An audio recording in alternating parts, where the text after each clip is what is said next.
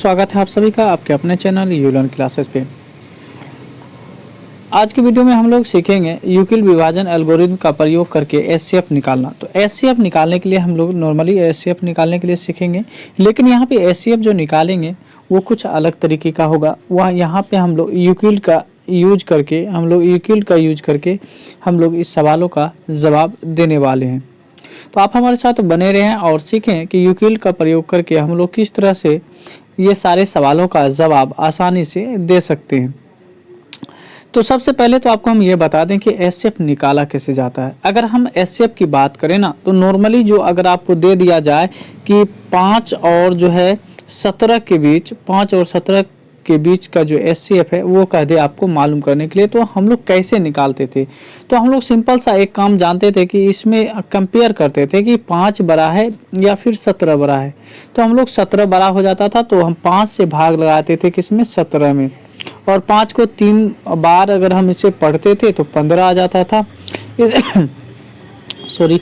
और उसके बाद आप देखेंगे यहाँ पे कि जब इससे आप इसे सब्ट्रैक्ट किए ना तो 2 आ गया। तो फिर इसी 2 को हम लोग यहाँ पे क्या करते थे, भाजक बनाकर 5 से हम 5 में भाग दे देते थे। अब देखिए यहाँ पे क्या होता था कि 2 बार में फिर इसे हम लगाते थे तो 1 आ जाता था।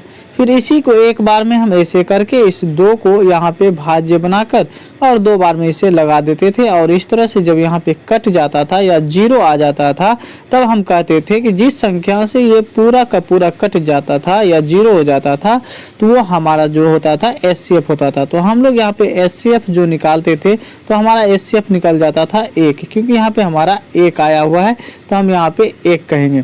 तो यहाँ पे हमारा सही आंसर हो जाएगा 1। लेकिन हम लोग यहाँ पे यूज करेंगे यूक्लिड का, यानी इस्तेमाल करके हमको बताना है कि इसका एचसीएफ क्या होगा। तो चलिए इस सवाल को हम बनाने की कोशिश करते हैं और सीखते हैं। एक चीज़ और आपको हम बता दें कि यहाँ पे अगर हम बात कर लें एचसीएफ की बात कर लें, यूक्लिड का इस्तेमाल करके अगर हम लोग बात करें यूक्लिड का इस्तेमाल करके कैसे निकालें, तो ये बेहद ही आसान है। आप देखेंगे यहाँ पे हम थोड़ा सा इन्फॉर्मेशन आपको दे दे पहले कि हम लोग किस तरह से इसका इस्तेमाल करेंगे। तो यूक्लिड जो है, एक कहने का मतलब यहाँ पे एक नियम लाए हैं। और ये नियम क्या था कि देखिए, जैसे नियम कुछ नहीं है, सिंपल सा है, ये आप पहले से भी जानते हैं कि जब हम 2 से किसी संख्या में भाग लगाते हैं तो 2 बार में लग जाता है और कुछ रह जाता है। अब बात आ जाता है कि ये 2 जिससे भाग लगा इसे क्या कहते हैं, तो इसको हम लोग भाजक कहते हैं, याद होगा आपको।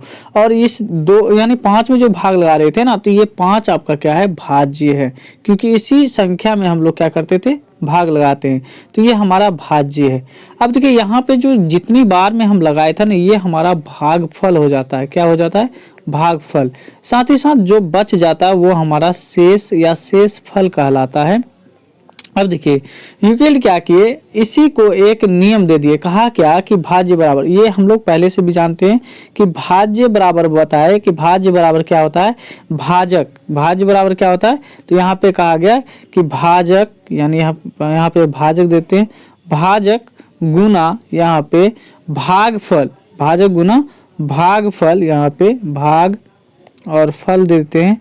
और फिर कह दिया कि यहाँ पे आपको जोड़ना होगा, क्या चीज़ जोड़ना होगा, तो यहाँ पे शेषफल को आप यानी जोड़ना होगा। तो यहाँ पे हम लोग शेषफल को लिख लेते हैं, यानी शेष लिख लेते हैं।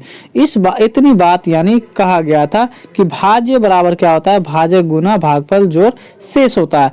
और यहाँ पे अगर आप देखें तो यूक्लिड साहब जो थे वो क्या किए हैं, सिंपल सा काम कर दिए इसको यानी समझाने के लिए। और उन्हीं का नियम को हम लोग यहाँ पे पढ़ते भी हैं। तो वो कौन सा नियम है, थोड़ा सा हम इसको साफ कर लें फिर आपको हम बता दें। अब हम जान चुके हैं कि भाजक, भागफल और शेषफल में क्या यानी फर्क है, क्या संबंध है, क्या उसके बीच का रिलेशन है।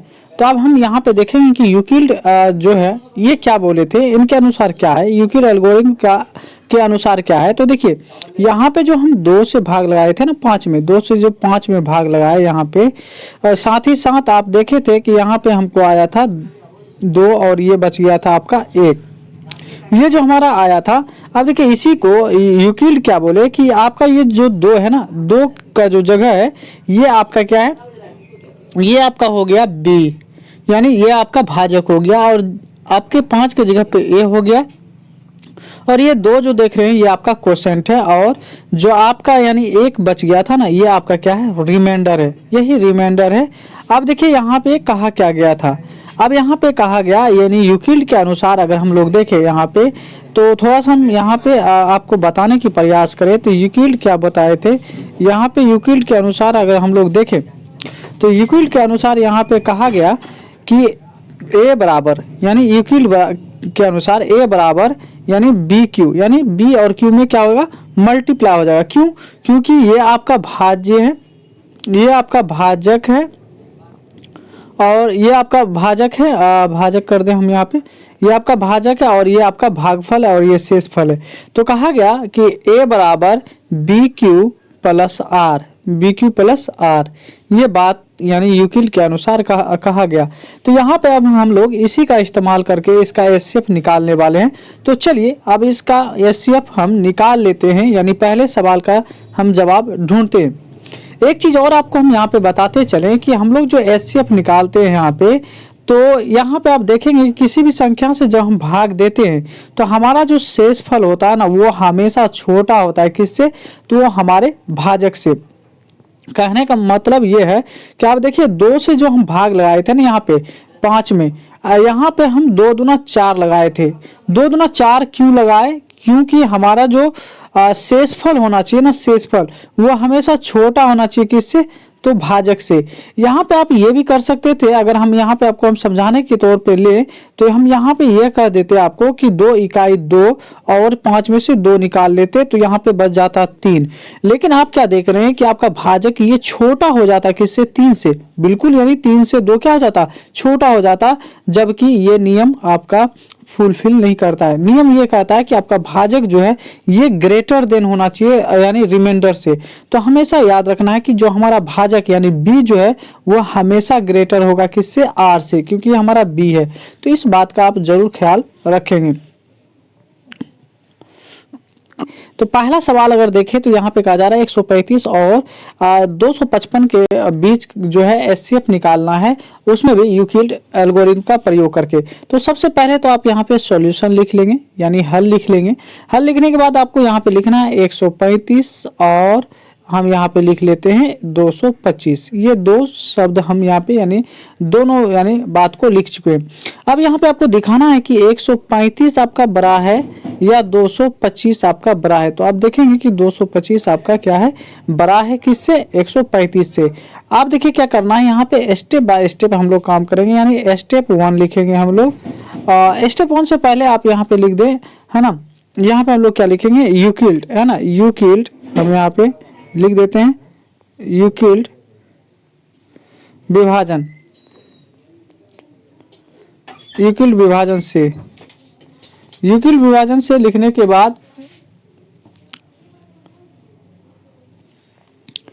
इतनी बात लिखने के बाद आप यहाँ पे क्या कहेंगे? यहाँ पे ए बराबर, हम यहाँ पे थोड़ा सा फॉन्ट का जो कलर है वो हम चेंज कर देते हैं, यानी ए बराबर आप लिखेंगे बी क्यू प्लस आर।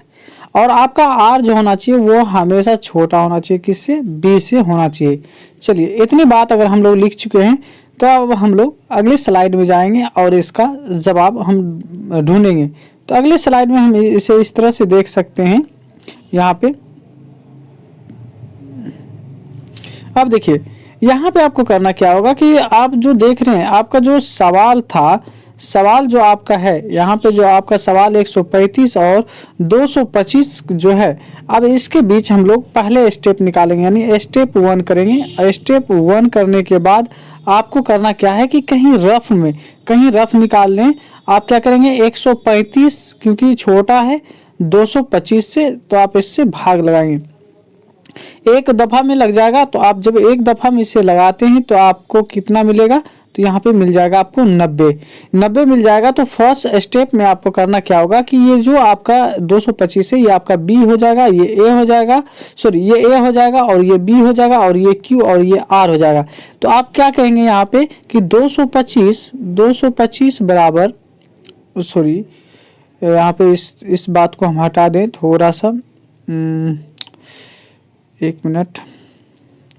हाँ, इस बात को अगर हम हटा दें, यहाँ पे स्टेप 1 है आपका, स्टेप 1 है, यहाँ से हम क्या करेंगे, इस बात को हम हटा लेते हैं।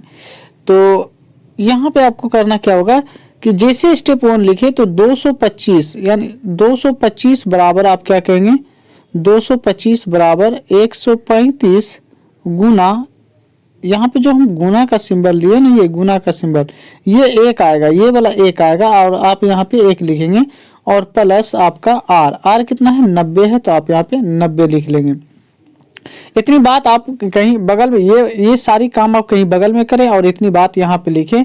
इसके बाद हम इसको थोड़ा सा साफ कर लेते हैं ताकि हम फिर से यहाँ पे अगला स्टेप कर सकें।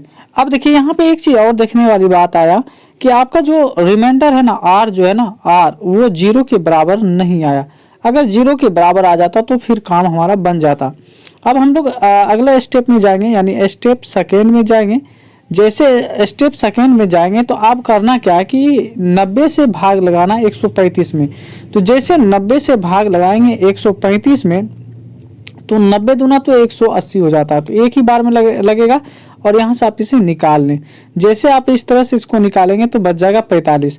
तो स्टेप सेकेंड में आप क्या देखेंगे कि आप 135 में भाग लगा रहे हैं, यानी 135 में भाग लगा रहे हैं कितना से, तो आप लगा रहे हैं 90 से। 90 से जब भाग लगाए तो कितने बार में लगा था, तो एक बार में लगा यहाँ, और रिमाइंडर कितना बच गया, यानी आपको बच कितना गया, तो ये 45 है, तो आप यहाँ पे 45 लिख लेंगे। चलिए इतना काम हम 2 स्टेप में कर चुके हैं। अब अगले स्टेप में चलते हैं और उसे भी समझने की कोशिश करते हैं कि अगले स्टेप में हमें कितना मिलने वाला है। तो हम इसे मिटा लेते हैं, इसे क्लीन कर लेते हैं ताकि हम अगला यानी प्रोसेस कर पाए। अब देखिए यहाँ पे भी देखेंगे तो आप यहाँ पे हमारा जो है आर जो है, आर 0 के बराबर नहीं आया। हम यहाँ पे 0 के बराबर हमें नहीं मिला, तो हम इस बात को लिख देते हैं कि 0 के बराबर नहीं है। अब देखिए स्टेप थर्ड में क्या करेंगे। स्टेप थर्ड अगर आप देखें तो स्टेप थर्ड में आप 45 से भाग देंगे 90 में, 45 से भाग देंगे 90 में, इस बात को आप याद रखेंगे। तो 45 से जैसे हम 90 में भाग देंगे तो आप देखेंगे कि 2 बार में ये पूरा का पूरा भाग लग जाता है, और आपको कितना मिल गया, 0 मिल गया।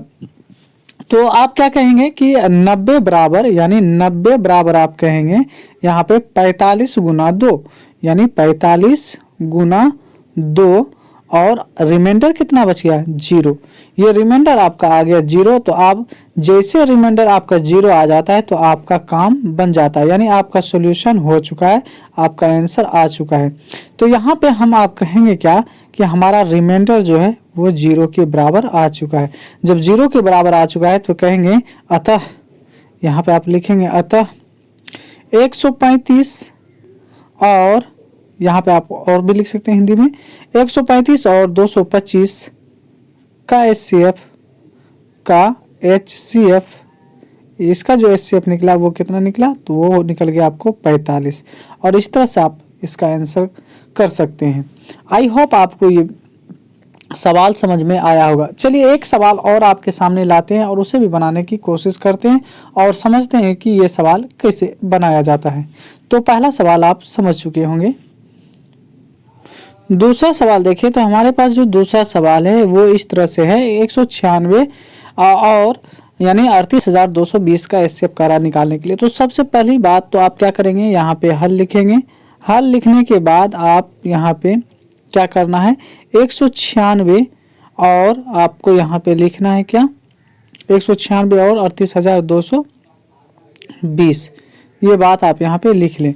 अब यहाँ पे एक काम आपको करना है कि 196 और यानी 38,220 में कौन बड़ा है वो दिखा देना है। जब इतना दिखा दिए तो अब यहाँ पे हम लगाएंगे यूक्लिड का फॉर्मूला। तो कहेंगे यूक्लिड विभाजन एल्गोरिथम से, विभाजन एल्गोरिथम से आप ये बात लिख सकते हैं, एल्गोरिथम से, यूक्लिड विभाजन एल्गोरिथम से इतनी बात आप लिख दें।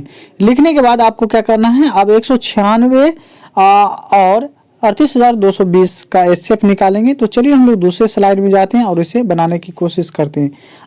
अब यहाँ से हम लोग स्टेप 1 करके हम लोग यहाँ पे इसका जवाब देने की कोशिश करते हैं।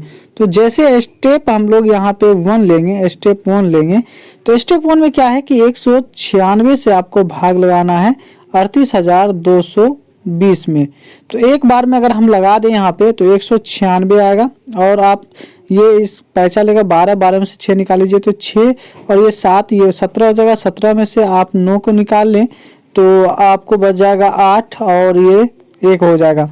अब देखिए यहाँ पे 2 लाएंगे, और देखिए यहाँ पे 9 बार में लगा लेते हैं।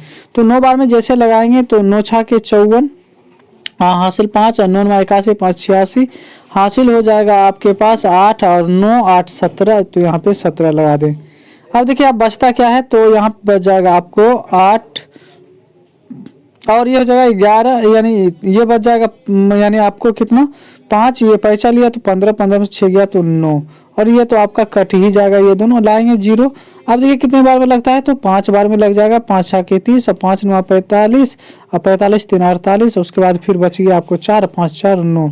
तो इस तरह से ये भी कट के आपको क्या आ जाएगा, 0 आ जाएगा। तो ये तो एक ही बार में लग गया। तो आप एक ही स्टेप में इसका जवाब दे सकते हैं, और जवाब आप इस तरह से दे सकते हैं। इसी बात को हम लोग लिखेंगे यहाँ पे, चलिए लिख लेते हैं। यानी 38,220 बराबर 196 गुना 195 और जोड़ेंगे क्या चीज़, तो 0। तो यहाँ पे अगर आप देखेंगे तो आपका जो रिमाइंडर था ना, एक ही बार में 0 हो गया। जब एक ही बार में 0 हो गया तो आप यहाँ से पता चल गया कि हमारा जो आंसर होगा वो कितना हो जाएगा। यानी जब हमारा R ही 0 हो गया, R ही 0 हो गया तो हमारा स्टेप आ गया। तो आप कहेंगे अतः 196 और 38,220 का HCF बराबर कितना हो गया, तो 196, क्योंकि 196 से ही ये पूरा का पूरा इसमें यानी भाग लग गया था।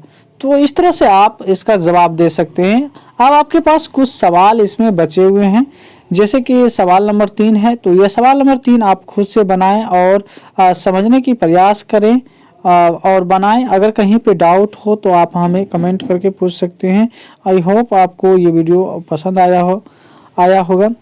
यदि आपको ज़रा सा भी हेल्पफुल लग रहा हो हमारा वीडियो, तो हमारे वीडियो को लाइक कर लें और हमारे चैनल से ज़रूर जुड़ें, यानी सब्सक्राइब कर लें, और आने वाले वीडियो का भी आप लाभ ज़रूर उठाएं। मिलते हैं नेक्स्ट वीडियो में।